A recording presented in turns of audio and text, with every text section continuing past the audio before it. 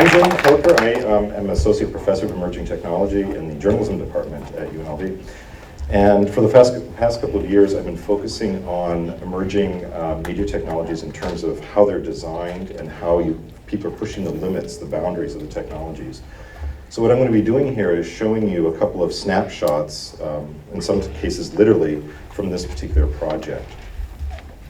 So this project started a couple of years ago when I was driving back and forth between Las Vegas and Los Angeles, and I started noticing a lot of things on the side of the road that looked particularly interesting. I started photographing them, and some of you might recognize images like this. This is a set of pictures that are night photography examples. The one on the left is from 1956, the one on the right is from 2003. The work that I was doing along the 15, mostly from Prim to Barstow in the Mojave National Preserve area, fits into that category, the general category of night photography. And this is a case of what I would like to call sort of pushing the boundaries, because what we're doing when we're doing long-term night photography is we're sort of pushing the camera sensors to their limits. In this particular case, you see here an example from Halloran Summit. This is past the first rest stop on the 15 as you drive towards Los Angeles in this direction. And I was particularly attracted by the graffiti in this case, but I have a set of images of this particular location that fit into this category. It's a little bit more difficult to see on these projections, but there are also stars in the background, of course. This example here is from Walking Box Ranch, which is a facility that UNLV manages for the BLM. And it's a similar case of trying to shoot under very low intensity conditions and doing a little bit of lighting as well in this particular case. As I continue to work on this project, I started pushing the boundaries a little further. I started off with doing complex lighting situations, colored lighting situations, and ended up doing several exhibits, as well as publications. We have two publications here. One is from a popular media source, Vegas 7. One is from an academic source, and it can be somewhat challenging, as many people know, trying to hit these different audiences. But these are two cases where I was trying to get my work out there, the work I was actually experimenting with.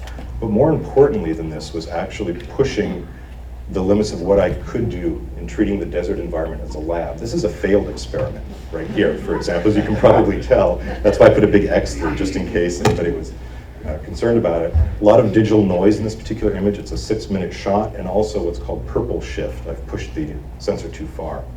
This is a more successful example, perhaps not in terms of composition, but at least in terms of doing a very long exposure. And in this case, I was able to capture about half an hour or so of light with the camera as I got more sophisticated in my technique.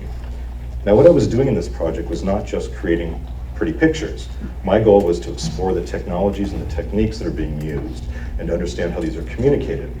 These are a series of tools, light tools, which are repurposed, bought around Halloween time, around now, and put together with duct tape and just sort of modified. So this is an example of modding technologies. And I'm going to show you now a couple of other examples of modding in response to specific challenges. This again is Walking Box Ranch. A lot of bushes at 6 feet high, have to get the camera very high up. So I ended up developing a system where I could push the tripod very high up, 10 feet up to be exact, and basically monitor what I was shooting from my car. And so here's an example of that particular situation. I have sandbags on there kind of moving around in the wind.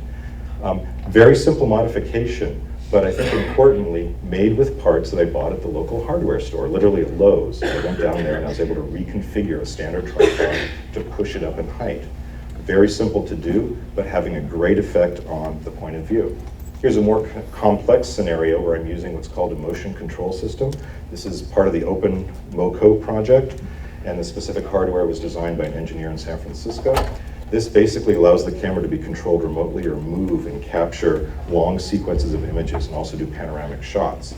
Now, very importantly for this type of technology, there's a lot of really interesting innovation going on, which I'm helping to take part in.